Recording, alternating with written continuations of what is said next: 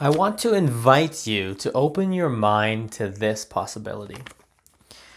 What if you stopped using other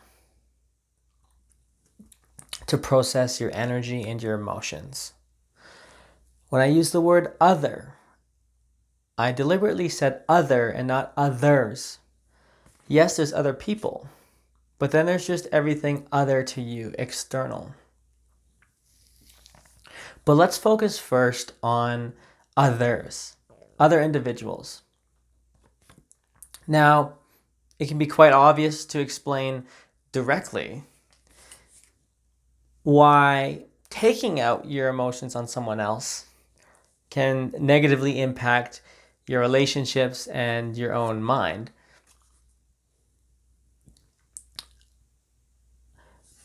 I've noticed that on an even deeper level, even talking to someone else about your emotions can come from a place of a lack of responsibility of processing them on your own. While I'm not an individual particularly to one to take out my emotions on other people, I'm definitely one to bring up my emotions to my friends and family about whatever situation that I'm experiencing. Whether I'm mad about this or sad about that. Typically, it's when I'm frustrated with something or when I feel out of control or hurt, creating some form of anger. I'll notice myself having a need to talk to other people, and I justified it as helping me to process the emotion.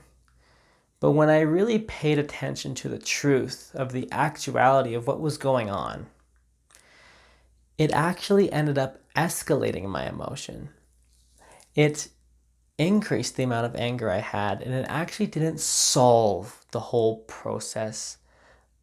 It didn't solve the problem of actually processing and dealing with my anger. Now, however justified the anger was, doesn't matter. Emotions never lie. And emotions are true for each of us individually. Whether it's for a good reason or not, doesn't matter. What's true is that you're experiencing these emotions. And then trying to solve the world such that you don't have to experience these emotions is a common mistake that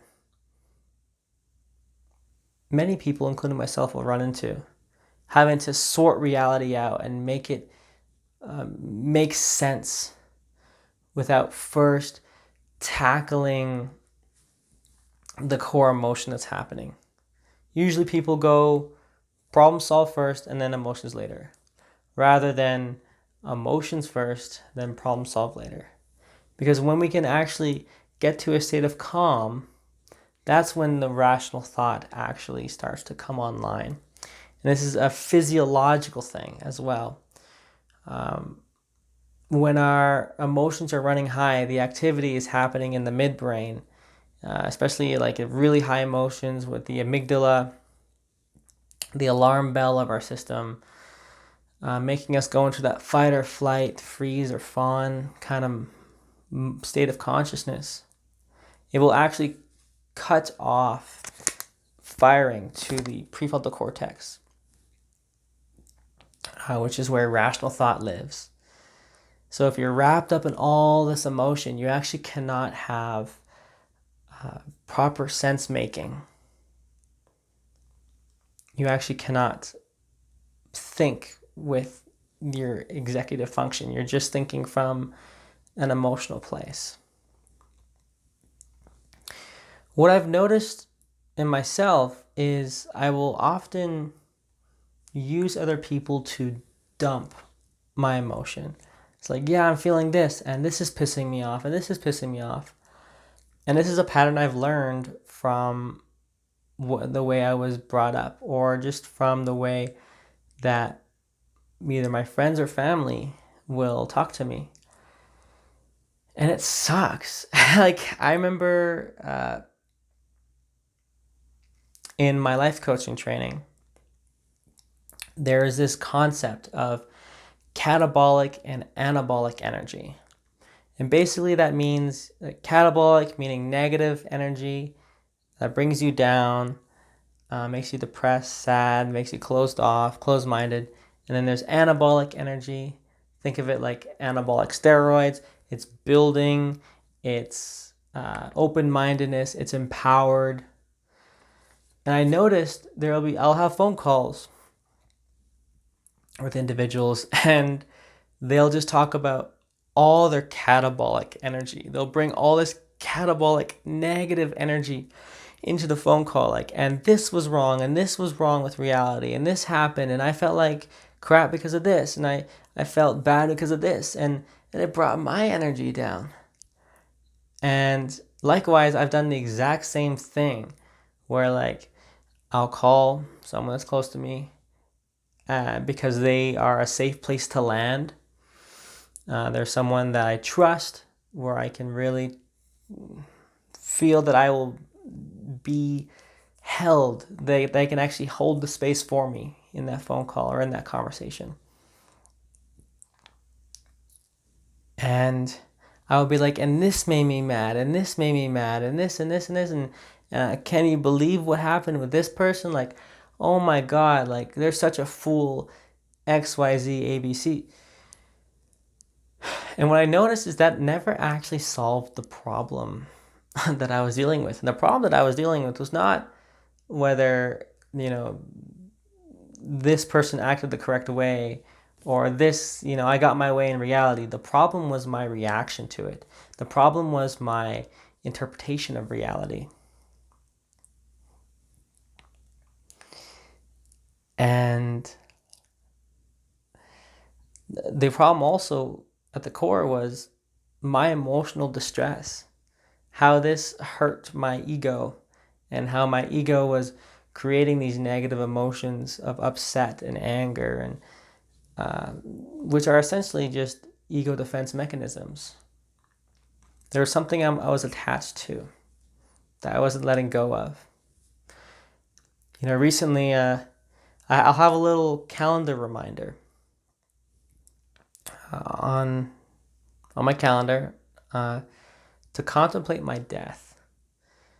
And what a beautiful reminder to think about, if I was going to die very soon, what starts to become clear, and giving me that perspective to zoom out of my life, to zoom out of the dream of reality, and be like, is this thing that I'm getting really angry about really that worth getting angry about? Like, what's the key here? What am I gonna care about how I acted? Let's say hypothetically, if I, had still an ego self after this body dies, and I'm like looking back on my life, what am I gonna focus on? And what always came to me was what principles I embodied and how I adhered to my values. And one value of mine is peace of mind. Now, going off from that tangent,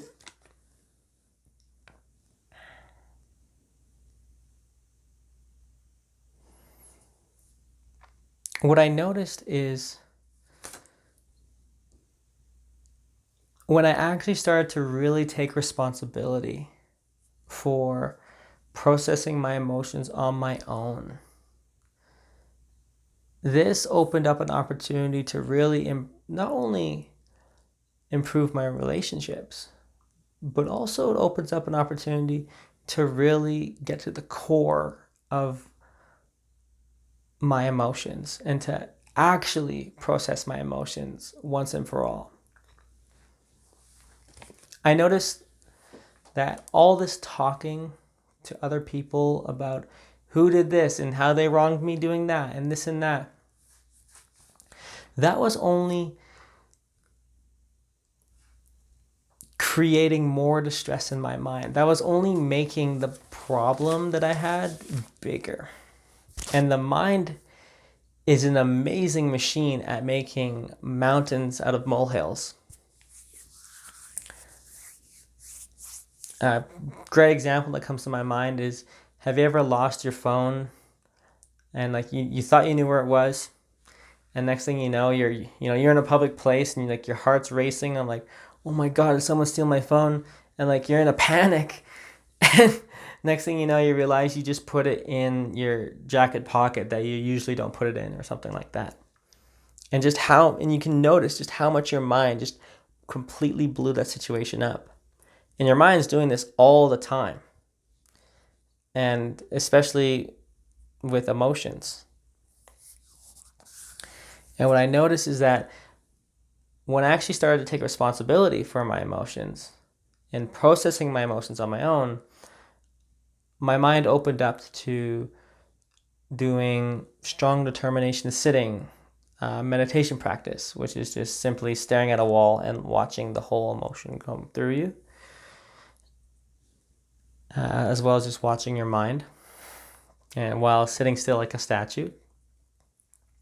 And also, I connected more with Kriya Yoga, which is breathing practices and more participatory meditative practices to help you process the emotions and energy that's held in your body that you don't want.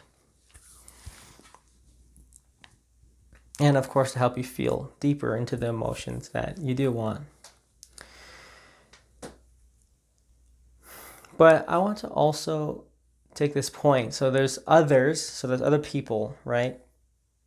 And instead of bringing into a conversation your emotions that are negative, that are catabolic, it's going to bring people down, taking responsibility for all that, processing that on your own time. And then when you want to bring up something, you be very matter of fact, as if you just ran what you're about to say through ChatGPT and just said, make this candid, make this facts only, take the emotion out. What I notice in taking deeper responsibility for my own emotional system is also taking a responsibility in how what I say impacts others emotionally. And I notice this opens up an opportunity to completely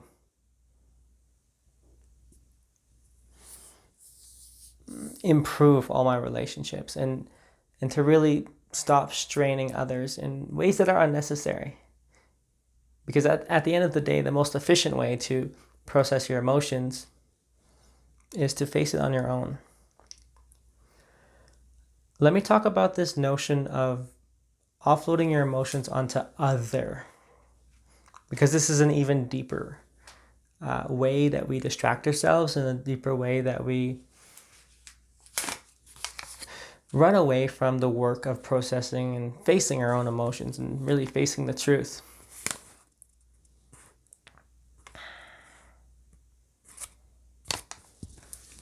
This is leaning deeper in on the point of, what if you took responsibility for processing your emotions directly? So first, we're talking about processing your emotions on your own, as opposed to talking to other people about it, whether it's venting or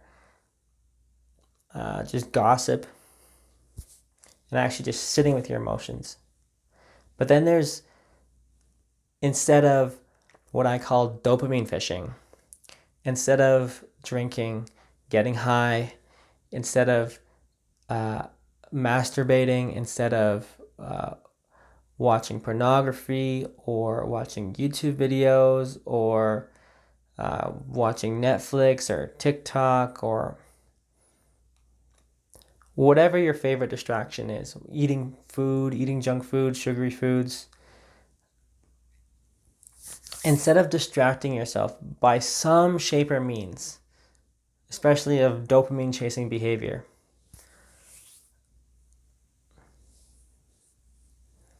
what if you just sat with the emotion and worked on processing the emotion? I notice for myself, a very personal struggle of mine is a deep fear of falling asleep. And I notice a behavior that has been very common, or a very strong pattern, I would say, in my life, is that I would not want to face the fear of falling asleep directly. So I would watch YouTube, watch some sort of YouTube video. That's where I got really into ASMR videos for a number of years. ASMR. Because it was a happy medium between watching YouTube videos until I fall asleep and a video that was designed to help me sleep.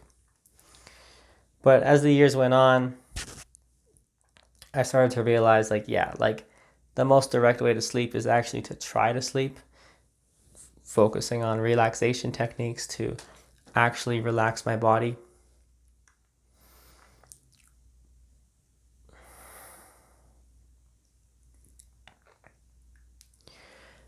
And what I noticed is that I would often offload the processing of my own emotions. For myself, this is the way I would do it, is I would offload it by watching YouTube, by distracting myself by some shape or means on my phone, usually just YouTube, sometimes browsing forums, all that quick dopamine hit. And I would distract myself from falling asleep. I would distract myself from doing some emotionally difficult work, maybe whether it's like, I don't know, the typical stuff like doing your taxes or whatever, or working on that assignment that I'm not really excited for, or just doing some errand, running some errand that needs to get done but don't want to do, all that kind of stuff, that kind of eat that frog mentality of, yeah, you got this huge ass frog to eat, metaphorically, and you're just procrastinating on it.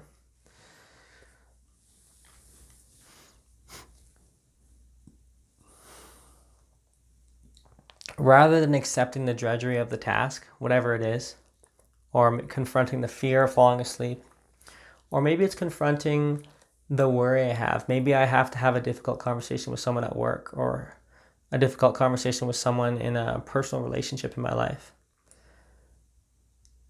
I'll notice myself distracting myself away from participating in any form of productivity because the emotional weight is holding so much that I can't hold it. And therefore, I cannot even focus on whatever is in front of me right now. I notice, especially when there's some sort of strain on a personal relationship, that becomes the entire focus of my consciousness. And rather than taking the responsibility for that and processing it directly, I'll be dopamine fishing.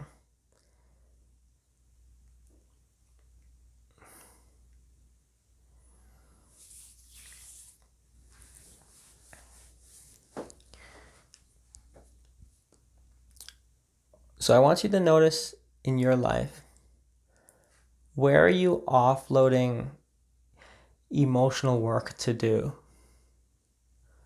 Whether you're offloading it on other people or you're offloading it on some form of distraction, and distraction just being really defined as anything other than processing your emotions that you are feeling right now.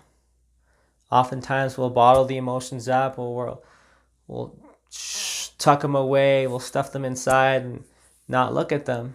And then we're confused as to why we procrastinate. We're confused as to why we get tightness in our muscles in our body. Then we become confused as why we still hold on to resentment in relationships, when there's really some emotion to process. One thing came to me this week is, if I have a significant amount of anger, I've got some crying to do. There's some form of emotional processing that I have to do. Whether it's as direct as crying, or whether it's just using techniques such as Kriya Yoga, to really release that emotion out of my body. What I'm suggesting is that you'll notice far more control in your life once you really take on the task of owning all of your emotions and really facing them and letting your brain really process them. Not only will this make you more emotionally intelligent, but this will improve your level of productivity. This will improve your level of peace of mind that you feel moment to moment. One way I define one of my top values, which is peace of mind, is not needing anything to be added or taken away from this moment. Just really being able to just own what's right here. And oftentimes what actually creates that environment is that emotional stability, is that emotional regulation. And that can never happen if I'm always distracting myself from something, some sort of emotion. And a lot of times emotions are bottled up and held in all sorts of funky ways because I'm just avoiding some form of truth. There's somewhere I don't want to admit that I'm wrong, or there's somewhere I don't want to admit that I'm like the bias that I have is shooting myself in the foot. The selfishness that I have.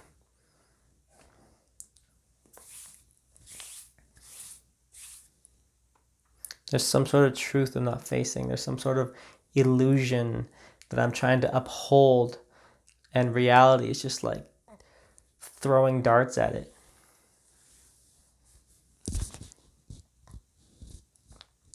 So for you, if you took responsibility for your emotions, what would that look like? Where in your life could you most benefit from some form of ritual or even routine of facing your emotions and processing them directly, rather than bringing your particularly negative emotions into your relationships and into your behaviors, particularly addictive behaviors? How are you processing or even perhaps channeling that energy of emotion in some sort of positive or productive way?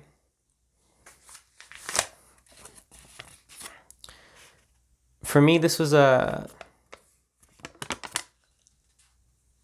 very new idea. Like, of course, the idea of not taking your emotions out on others, that's an obvious one for me. But actually saying like, no, like all my negative emotions, I'm going to work to process on my own. I'm gonna completely unplug myself from my need to talk to my family or friends about like real stuff that I'm handling. And for me, this honors one of my top values, which is sovereignty. Really creating that independence and that sovereignty of mind to be able to handle this whole machine of emotions on my own. Because at the end of the day, I'm going to be the individual that has the most time for myself. There's many times where I've wanted a phone call, but that other person didn't have the time for me. So then there I was, just kind of stuck with that catabolic, that negative emotion. Why not give yourself the gift of being able to process your emotion anytime you want? For me, that was a new idea. I was like, and actually process it that directly. Process all that emotion directly.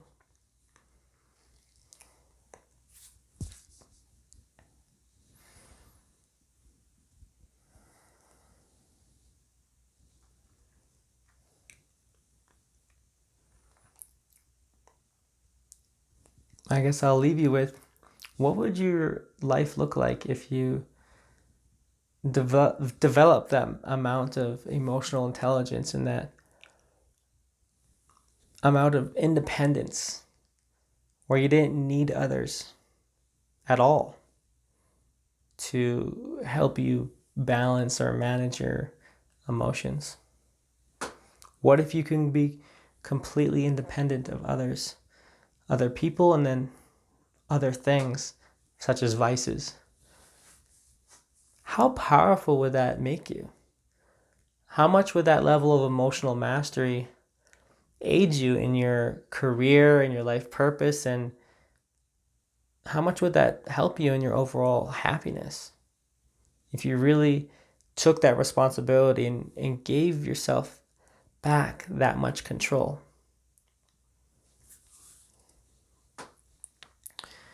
Is that worth opening your mind to? When you think about opening your mind to taking responsibility for absolutely all your emotions and processing it on your own?